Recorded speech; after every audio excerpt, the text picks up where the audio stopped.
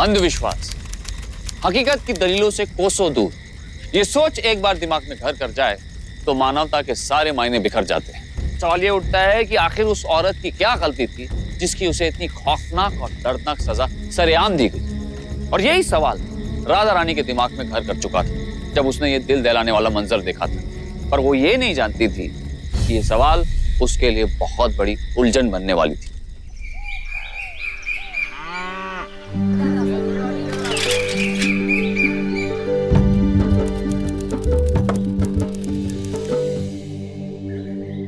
ऐसे ही अरे आप तैयार हो गए? कल की तरह बिना खाना लिए मत जाइए, मैं अभी आपके लिए डब्बा लाती हूँ। अच्छा सोनो, एक ही तुम रोज रोज सवेरे सवेरे तालाब पर नहाने चले जाती हो, कितना देरी हो जाता है। अरे देखिए ताकाओ, सवेरे से तुम्हारा चेहरा देखने को तरस गया। आप भी ना मंदिर चली गई थी इसीलिए देरी हो गई। अच्छा मंदिर, तुम कभी कहती हो कि तुमको अंधविश्वास में विश्वास नहीं है, लेकिन मंदिर जाना भी नहीं भूलती। विश्वास और अंधविश्वास में फर्क है। मंदिर जाना मेरा दुर्गा माँ में विश्वास है। अच्छा माँ, माँ जल्दी बाहर आ। ऐसे तुम्हार दुलाल जरूर कोई शैतानी करके आया होगा ये। माँ जल्दी बाहर आ।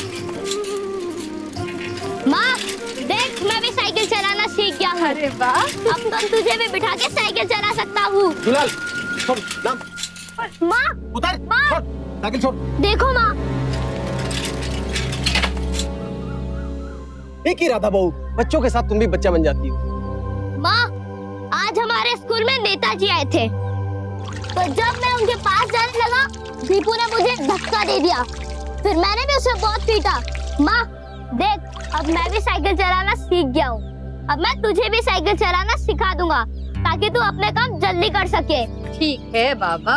माधव, ये आज भी मारपीट करके आया है।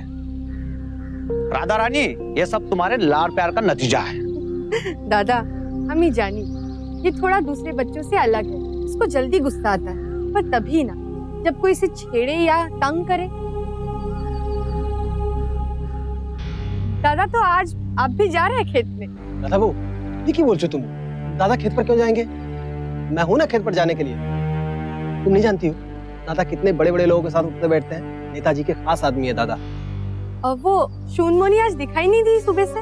वो शुनमोनी की तबीयत ठीक नहीं है तो डॉक्टर के पास नहीं लेके गए? ना, वो ओझा मानिक है ना, वो शुनमोनी की तबीयत ठीक कर देगा। अच्छा राधा बहू, আমি আসছি, হ্যাঁ?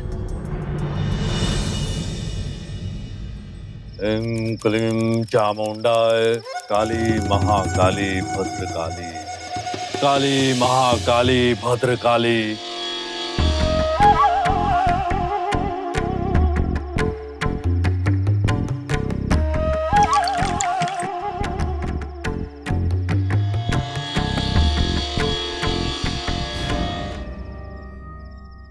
गोपीनाथ, शूनमणि का बुखार कल तक उतर जाएगा, तुम इसे घर ले जा सकते हो।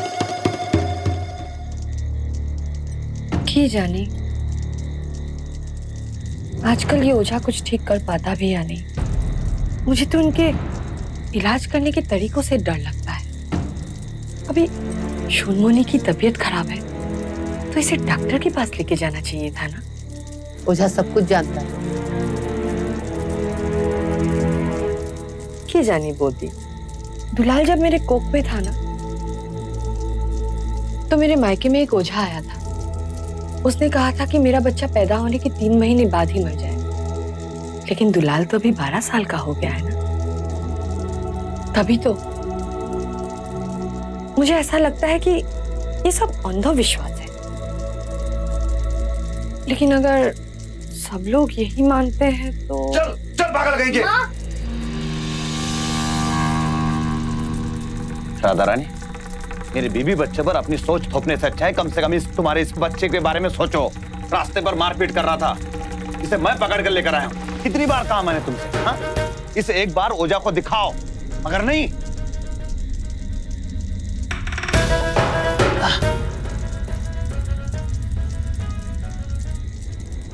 चल बेटा।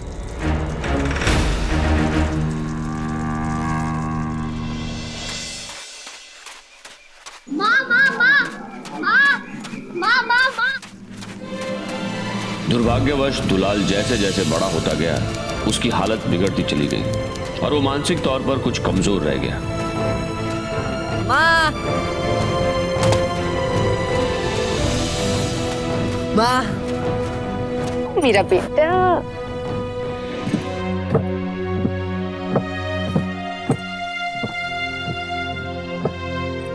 এসে গেছো? হ্যাঁ।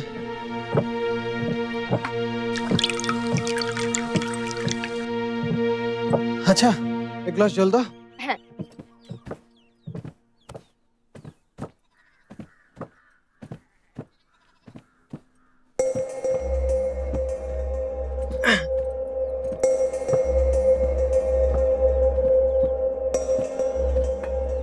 কি হচ্ছে? इतना पसीना क्यों आ रहा है? वो मेरे कुर्ते की जेब में ना मुझे उसने वो अपने मानिक ओझा ने दिया है, उसकी एक पुड़ी निकाल के देना। मानिक ओझा के पास क्यों गए थे आप? वो खेत से आते वक्त ना मैं दुलाल की हालत के लिए बात करने के लिए मानिक ओझा के पास चला गया था। उसी वक्त उसने मेरी नब्ज देख ली और उसको लगा कि मेरी तबीयत ज्यादा खराब है, तो उसने मुझे दवाई दे दी। पर हुआ क्या है? कुछ तो बताया होगा। किसकी दवा? अरे किसकी दवा? तुमको ज्यादा पता है क्या? वो ओझा है, उसको सब मालूम है। उसने मुझे वहाँ पर एक चम्मच खिलाया भी था और बोला कि दर्द ज्यादा होगा तो 1 घंटे में और ले लेना। वो दो दवा। राधा बाबू बहुत दर्द हो रहा है।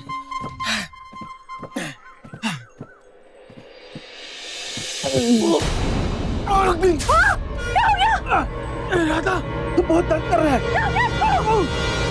राधा वो बहुत दर्द कर रहा है। बाबा बाबा बाबा बाबा बाबा दादा को बुला बोल, जल्दी बुला, जल्दी। बाबा क्या हुआ मेरे बाबा को? क्या हो गया? मधुआ मधुआ क्यों होला मधुआ? क्यों होला मधुआ? क्यों होला मधुआ? मधुआ क्यों होला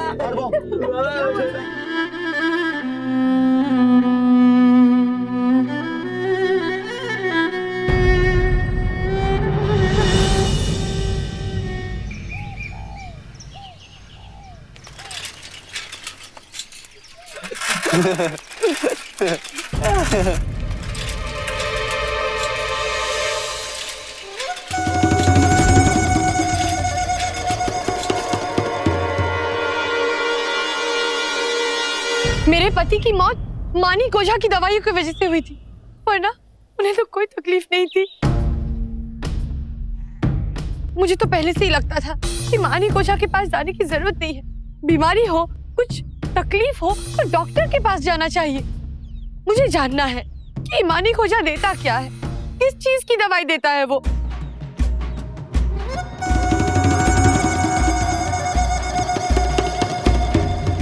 ओझा मानिक ने गोपीनाथ को पहले ही बता दिया था कि माधव की जान कैसे बच सकती है।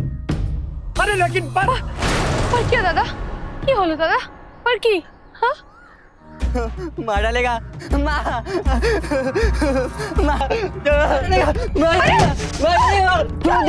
डालेगा।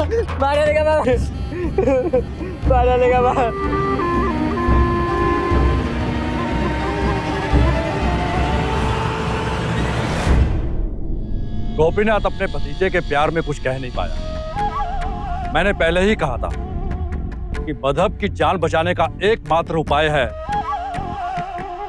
दुलाल के अंदर बसी दुष्ट आत्मा को मार डालना, यानी दुलाल को मार डालना।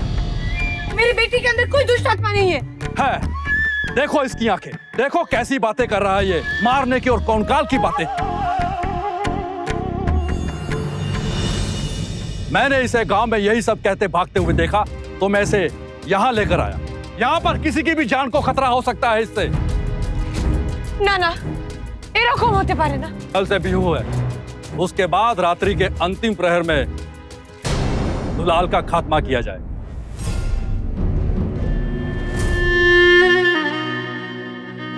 मालिक हो जा, इतने कठोर मत बनिए। दुलार मेरे बच्चे जैसा है। और ये पूरा गांव भी तो मेरा बच्चा है, इनको बचाना भी मेरा फर्ज है। तुम्हें सभी सुनो, ये पंचायत का फैसला है। जो ओझा मानिक ने कहा है वही होगा, जो सदियों से होता आ रहा है।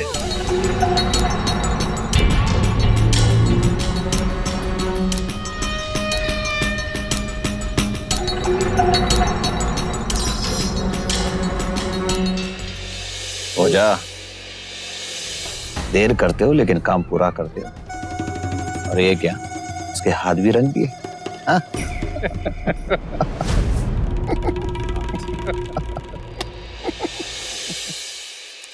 नहीं पहनना मुझे। हाँ। मेरे लिए पहन नहीं नहीं मैम, मुझे नहीं पहनना। ढोल बजाना है ना जाके बाहर।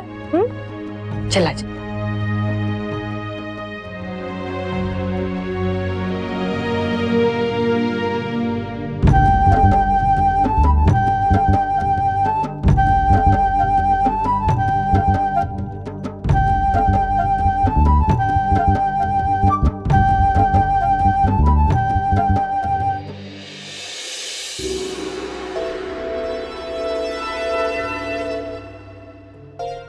अच्छा दादा, दादा अगर बुरा ना माने तो मुझे बिहू नाचने का बहुत शौक है, क्या मैं आप लोगों के साथ जा सकती हूँ? अरे क्यों नहीं, जितना ज्यादा लोग होंगे उतना ही ज्यादा मजा आएगा। तो एक काम करते हैं, पहले रेलवे स्टेशन वाले घर निपटा सकते हैं, वहाँ पे अच्छा दक्षिणा मिलेगा। हाँ আমি আসছি।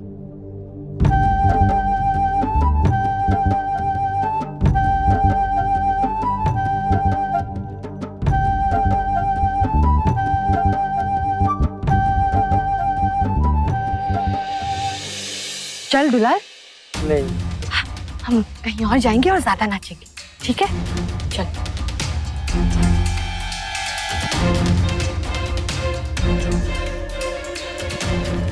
रिक्शा रिक्शा रिक्शा चल।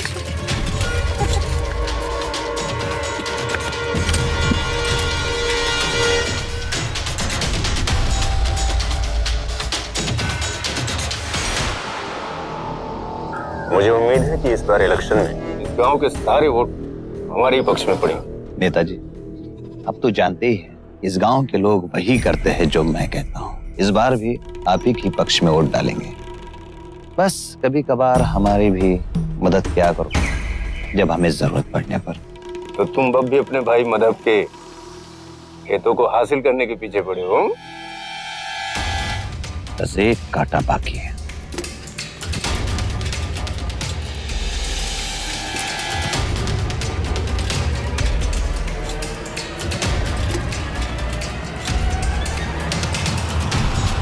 जेठामशाय, अम्मा जेठामशाय, जेठामशाय।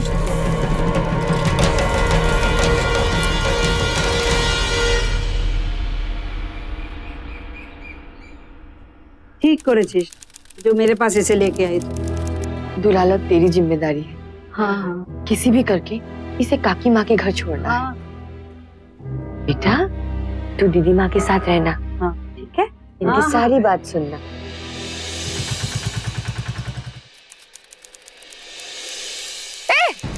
कौन है वहाँ पे? रुको! अरे क्या रहे हो खाने? अरे ये हमारा जमीन है, छोड़ो! क्या कर रहे हो सब? हम वही कर रहे जो हमें कहा गया है। किसने कहा है?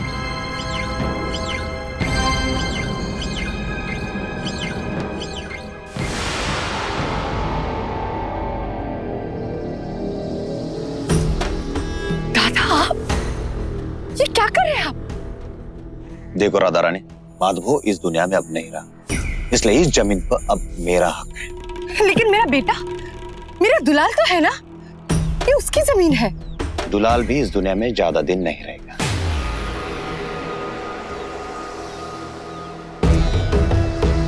दुलाल यहाँ से बहुत दूर है और अब मैं सबको बता दूंगी कि अंधविश्वास के नाम पे आप क्या करना चाहते हैं। तो ठीक है, मैं भी तुझे वहीं पहुंचाऊंगा जहां मैंने तेरे पति को पहुंचाया। दुलाल को मारना आसान हो जाएगा, है ना?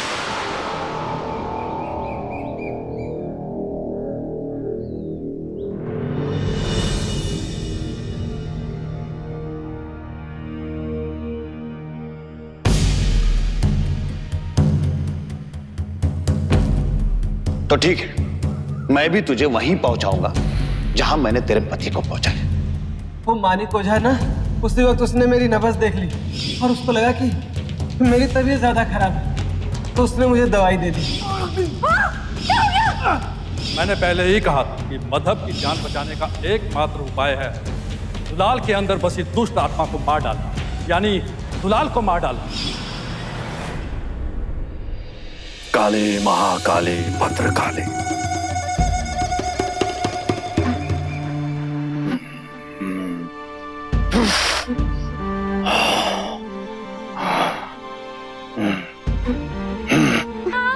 अरे बाबा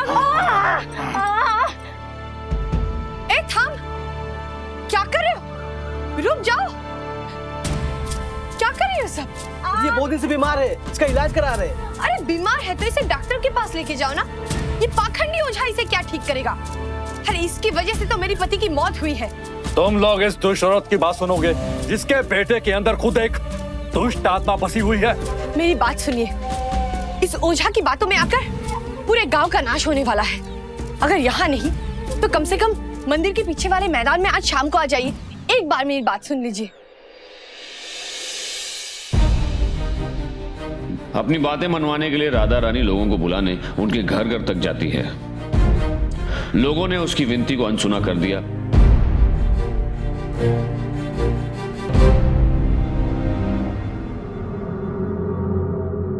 क्या हो रहा है यहाँ पे? पाखंडी ओझा के खतरनाक इलाज करने के तरीकों का शिकार मैं किसी को होने नहीं दूंगी। आज किसकी बलि चढ़ाने जा रहे हैं आप लोग?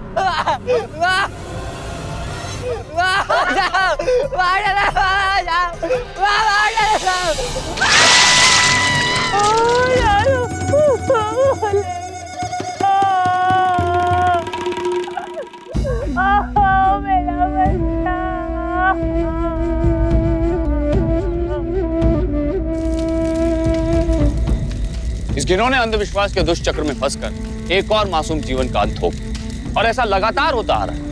सिर्फ इसलिए नहीं कि आम गांव वाले इन बातों पर विश्वास करते। शर्मनाक बात तो यह है कि कई बार दुलाल को पढ़ाने वाले वशिष्ठ सर जैसे पढ़े लिखे लोग भी चुड़ैल कुप्रथा जैसे अंधविश्वास को मानते, और इसे उसकी जड़ समेत उखाड़ फेंक पाने के लिए सबसे पहले हमें इसके भयानक परिणामों से ज्यादा लोगों को अवगत कराना पड़ेगा। और इधर अपने इकलौते बेटे दुलाल के शव को जलते हुए देखने की ये घड़ी राधा रानी के लिए एक निर्णायक घड़ी बन जाती है।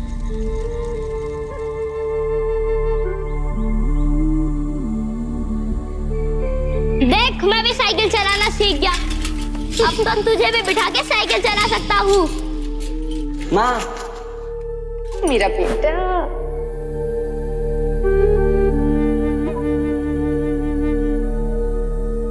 काकी माँ, थोड़ा सा खाना खा लीजिए। थोड़ा सा खाना खा लीजिए काकी माँ। आप इस वक्त जिसके लिए लड़ रही हैं उसके लिए आपके मन में शक्ति तो है, लेकिन शरीर के शक्ति के लिए पेट में अन्न का होना बहुत जरूरी है काकी माँ। खा लूंगी बच्ची। बहुत कुछ करना है। तेरे भाई दुलाल और तेरे काका बाबू के मौत के जिम्मेदार लोगों को सजा दिलानी है। जब तक वो नहीं होता मैं चैन से नहीं बैठ सकती। पर न्याय तो तब होगा ना जब मैं किसी और को इस अपराध से बचा सकूं।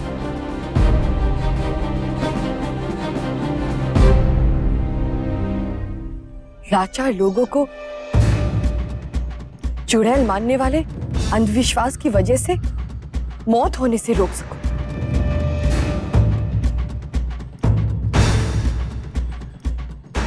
तब न्याय मिलेगा। तो तू उन लोगों के खिलाफ रिपोर्ट दर्ज करवाना चाहती है जो इस गांव और समाज का भला करते हैं। दिमाग तो ठीक है ना तेरा? दादा, किंतु मेरा रिपोर्ट, हमारा रिपोर्ट नहीं लिखा आपने। देख, तेरा रिपोर्ट अभी दर्ज नहीं हो सकता और तेरी इन फालतू बातों के लिए टाइम नहीं है हमारे पास। चल भाग यहाँ से। मैं नहीं जाऊंगी जब तक मेरा रिपोर्ट नहीं लिखते आप। मैं यहाँ से कहीं नहीं जाऊंगी। तो एक बात बता, तू इतने सम्मानित लोगों के खिलाफ रिपोर्ट लिखवाने आ गई है, वो भी बिना सबूत के। आज से पहले तो किसी ने भी कोई रिपोर्ट दर्ज नहीं करवाई। फिर तू ही एक महान औरत बन के पैदा हो गई इस गांव में, और तेरी इस उटपटांग बात के लिए तेरे पास कोई सबूत है क्या? नहीं ना, कानून को सबूत चाहिए। जा पहले सबूत इकट्ठे कर, फिर आना मेरे पास। फ्री लीगल एड कमेटी के एक अध्ययन के अनुसार चुड़ैल कुप्रथा की वजह से की गई हत्या के अभियुक्त लोगों में से 2% से भी कम लोग कानूनन अपराधी सिद्ध हो पाते हैं। उसका कारण है सबूत और गवाह की कमी, क्योंकि किसी भी औरत को चुड़ैल घोषित करना अक्सर कर एक सामूहिक कार्य होता है जिसमें बहुतों की रजामंदी रहती है। लिहाजा ऐसे दोषियों की गर्दन तक पुलिस के हाथ जल्दी नहीं पहुंच पाते। पुलिस के रवैये ने राधा रानी के दिमाग में एक बात साफ कर दी थी कि अब उसे अपनी लड़ाई खुद अपने दम पर लड़नी पड़ेगी। इंसाफ की जंग में अपने साहस और अपने जज्बे को हथियार बनाना होगा। पिछली बार की असफलता से हार न मानकर राधा रानी एक बार फिर सबको अपनी बात समझाने के लिए घर घर जाती है, पर इस बार उसके पास सबके पढ़ने के लिए कुछ था, और दुलाल की ये साइकिल इस बार उसे सच में तेज और तेज दूर तक लिए जा रही थी।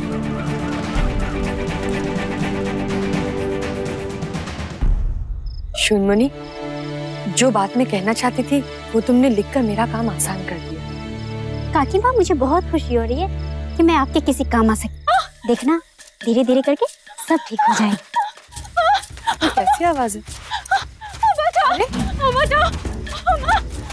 अरे अरे अरे अरे राधा रानी दीदी, मुझे बचा लो, मुझे बचा लो, मुझे बचा लो। वो लोग मुझे मार डालेंगे। हाँ, मेरा पति दूसरी औरत के साथ रहना चाहता है और इसलिए उस ओझा के साथ मिलकर मेरे साथ अत्याचार कर रहा है। मुझे इतना मारा कि बस मैं मानने लगी हूँ कि मैं चुड़ैल हूँ। वो लोग मुझे जिंदा नहीं छोड़ेंगे। हमारे बचाओ, हमारे बचाओ, हमारे बचाओ।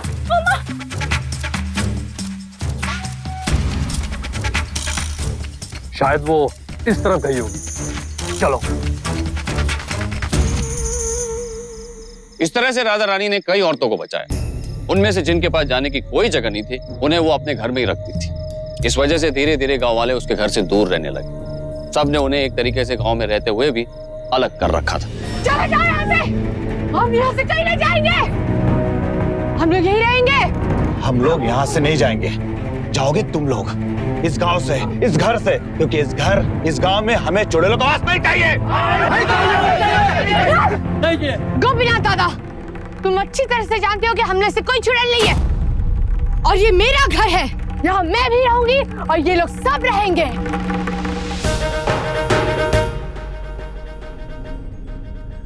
तुमने मेरी जिंदगी खराब कर दी।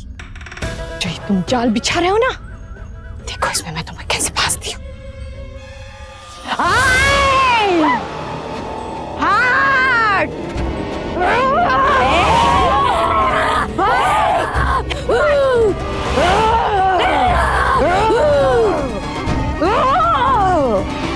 भाग यहाँ से, हट यहाँ से, चले जाओ यहाँ से, काट डालूंगी, मार डालूंगी। अरे भाग, कुछ नहीं करेगी औरत। अरे दादा, कैसे कुछ नहीं होगा? अरे बाबा, ओझा मानिकदा ने तो कहा है ये सब नहीं होगा। नहीं, कुछ नहीं होगा। भाग जाओ यहाँ से। अरे कुछ नहीं करेगी, सुनो। अरे चलो मत।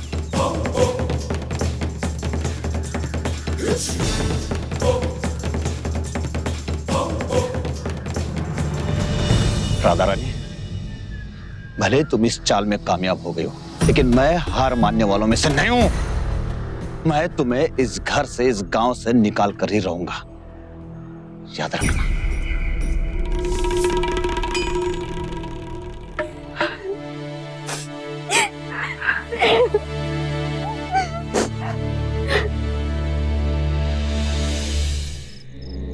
उधर गोपीनाथ को बेचैनी थी, उसे राधा रानी का घर चाहिए था, कैसे भी। सही कहा तुमने ओझा मानिक। अब तो राधा रानी की हिम्मत कुछ ज्यादा ही बढ़ती जा रही है। अब तो उसने उन औरतों के साथ कुछ समिति वमिति बना रखी। सोचा था एक औरत गांव से यूं भगा देंगे, लेकिन अब क्या? अब जल्दी ही हमें कुछ ना कुछ करना पड़ेगा।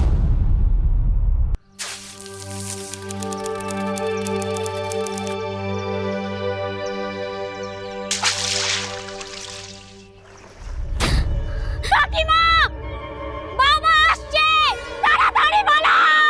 কাকিমা,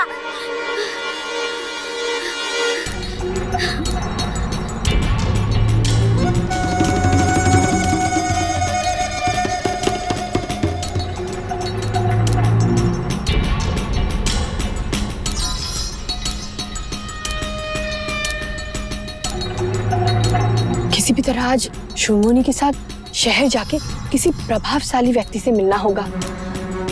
की जानी इन दुष्ट के मन में क्या चल रहा है।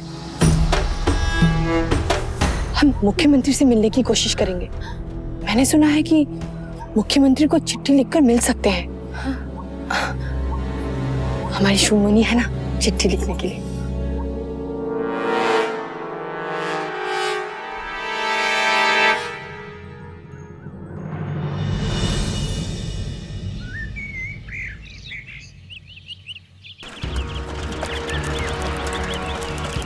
महिलाओं पर अत्याचार नहीं चलेगा, नहीं चलेगा, नहीं चलेगा। महिलाओं पर अत्याचार नहीं चलेगा, नहीं चलेगा, नहीं चलेगा। महिलाओं पर अत्याचार नहीं चलेगा, नहीं चलेगा, नहीं चलेगा।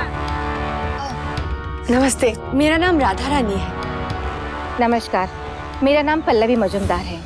हम लोग महिला मुक्ति संगठन नाम की संस्था के लिए काम करते हैं और महिलाओं के अधिकार और उन पर होने वाले अत्याचार से उनको न्याय दिलाने के लिए काम करते हैं।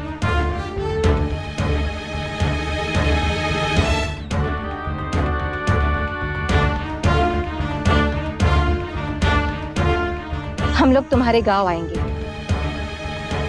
और तुम्हारी हर तरह से मदद करेंगे। तब तक तुम हमारा फोन नंबर ले लो और कभी भी किसी भी आपातकाल स्थिति में तुम हमसे संपर्क कर सकती हो। एक बात जरूर ध्यान में रखना, आज के बाद तुम्हारे गांव में किसी भी महिला की बुरी आत्मा जैसे अंधविश्वास के कारण अगर हत्या होती है तो तुम तुरंत पुलिस को खबर कर दो। और हाँ, पोस्टमार्टम के लिए जरूर मांग करना। पोस्टमार्टम मतलब मरने के बाद मरने वाले के शव का परीक्षण। इससे मौत के कारणों का पता चलता है, समझी? अच्छी।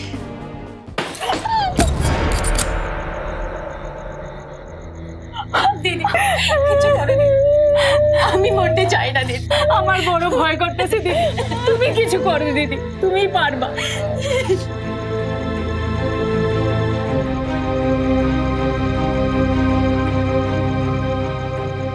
मेरी एक बात हमेशा याद रखना, अंत तब तक नहीं होता जब तक हम उसे अंत नहीं मानते।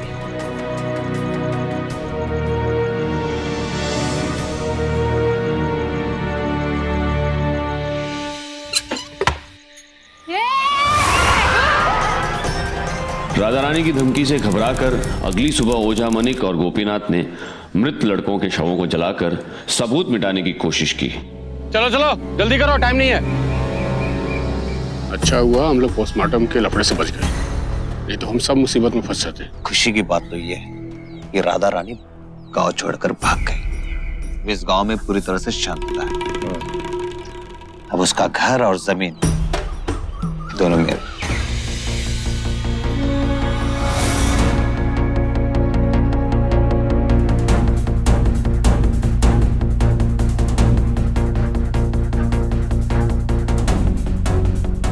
आखिर ये राधा रानी इन सारी औरतों को लेकर भागकर गई कहाँ होगी?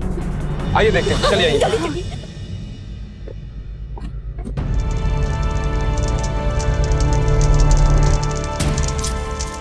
रुक जाओ।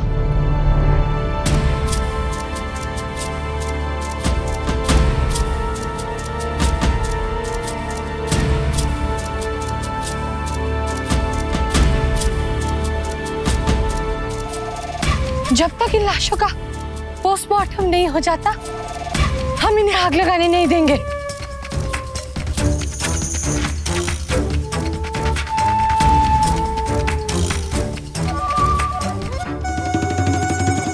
सुनो, हमारे काम में बाधा डालोगी तो तुम सबकी सब यहीं जलकर भस्म हो जाओगी। हम नहीं डरने वाले, समझे तुम? पीछे हटो, कानून को अपने हाथ में मत लो। चलो चलो हथियार हटाओ। रुक जाओ तुम सब।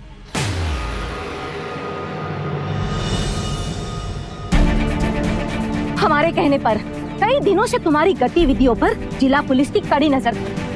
तुम सारे लोगों को इन बच्चों की हत्या के आरोप में गिरफ्तार किया जाता है। मिस्टर गोगोई, तुम्हें इन लोगों का साथ देने के लिए तुम्हारे खिलाफ कार्रवाई की जाएगी। बच्चों की बॉडी पोस्टमार्टम के लिए भेजो। राधा रानी, तुमने सही समय पर हमें फोन कर दिया। तुमने जिस तरह से अपनी और इन औरतों की जानें बचाई है, तुम्हारी हिम्मत और तुम्हारी समझ बूझ सचमुच तारीफ के काबिल है। इन खुलासों की वजह से राधा रानी के न्याय की लड़ाई थोड़ी आसान जरूर हो गई और उसके काम के चर्चे दूर दूर तक फैल जाने की वजह से पुलिस पर भी काफी दबाव पड़ता है और वो तुरंत ही ओझा मानिक, गोपीनाथ और सरपंच को गिरफ्तार कर लेते हैं। बोल, ये जो ओझा का चोला ओढ़ रखा है ना तुमने, ये पूरी तरह से धो डालूंगा। अगर अपनी भलाई चाहता है ना तो सब कुछ सच सच बताता। मैंने उन बच्चों को तालाब में नहाने जाने से पहले विष भरा पानी पिलाया था। मैंने ही राधा रानी के पति की दवा में यही विष मिलाया था और दुलाल को भी मैंने जानबूझकर, मैंने हम सबके फायदे के लिए उन औरतों के अंदर दुष्ट आत्मा होने के बारे में झूठी कहा था।